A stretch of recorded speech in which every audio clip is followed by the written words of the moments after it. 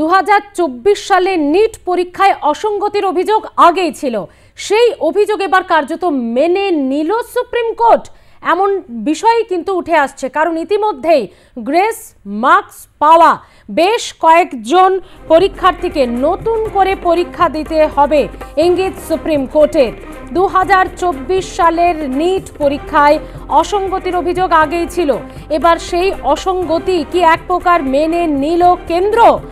Grace marks পাওয়া 1563 জনকে নতুন করে দিতে হবে পরীক্ষা ইঙ্গিত সুপ্রিম কোর্টের। সুপ্রিম কোর্ট কি বলছে এ বিষয়ে আরো বিস্তারিত জানাবে আমাদের সঙ্গে রয়েছে আমাদের প্রতিনিধি ষষ্ঠী। এই মামলায় সুপ্রিম কোর্ট ঠিক কি ইঙ্গিত দিচ্ছে, কি বলছে?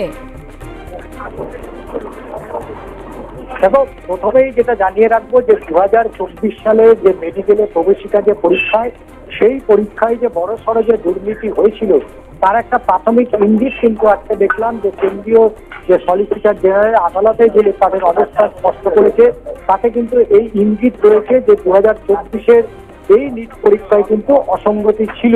এবং এমনকি দেখা যাচ্ছে যে 1563 জন যারা পরীক্ষার্থী তাদের ভুল প্রশ্নের জন্য প্রেস মার্কস পেয়েছিল, তাদের বাড়তি প্রেস মার্কস বাতিল করে দেওয়ার সিদ্ধান্ত নিয়েছে শীর্ষ আদালত।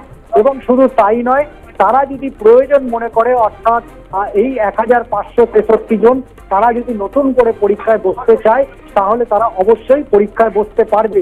প্রথম স্থানে অর্থাৎ যে জায়গা থেকে মূলত দুর্নীতির অভিযোগ আনা হয়েছিল, সেখানে দেখা যাচ্ছে এই নিট অর্থাৎ এই মেডিকেল প্রবেশিকা যে পরীক্ষা, সেখানে দেখা যাচ্ছে প্রথম স্থান অধিকারী রয়েছে 67 জন।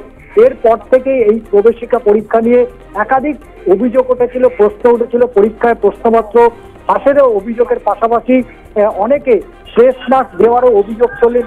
শুধু তাই নয়, এই ইস্যুতেই গোটা বিষয়টাই কিন্তু দেশ জুড়ে একটা কিন্তু তৃণমূল একটা বিতর্কের সৃষ্টি হয়। কারণ 2024 সালের এই নিট পরীক্ষায় যে ব্যাপক অসঙ্গতি হয়েছিল, এমনটাও কিন্তু পরীক্ষার্থীরা তারা অভিযোগ করেছিল। স্বাভাবিকভাবে সুপ্রিম কোর্টে যারা ন্যাশনাল টেস্টিং এজেন্সি অর্থাৎ এই এনটিএ যে অবস্থান, সেই তাদের অবস্থান নিয়েও কিন্তু একটা অসঙ্গতি থেকে যাচ্ছে। যদিও শুরু থেকেই কিন্তু তারা যেটা দাবি করছিল যে নিচে কোনো রকম বেনিয়ম হয়নি, কিন্তু এদিন সুপ্রিম কোর্টে তারা জানিয়েছেন প্রশ্ন যে ভুল হয়েছিল তার জেরেই মূলত 1563 জনকে মূলত নতুন করে যে পরীক্ষা দিতে হবে, কারণ তাদের নতুন করে যে তাদের যে পরীক্ষায় যে নাম্বার, সেই নাম্বার কিন্তু বেশি দেওয়া হয়েছিল। স্বাভাবিকভাবেই সুপ্রিম কোর্ট মনে করেছে যে ফলাফল ঘোষণা হয়েছিল গত 30শে জুন, এবং তারপর থেকেই একাধিক অভিযোগ আসে এবং সেই অভিযোগের ভিত্তিতে সুপ্রিম কোর্টে একাধিক মামলা দায়ের হয়েছিল।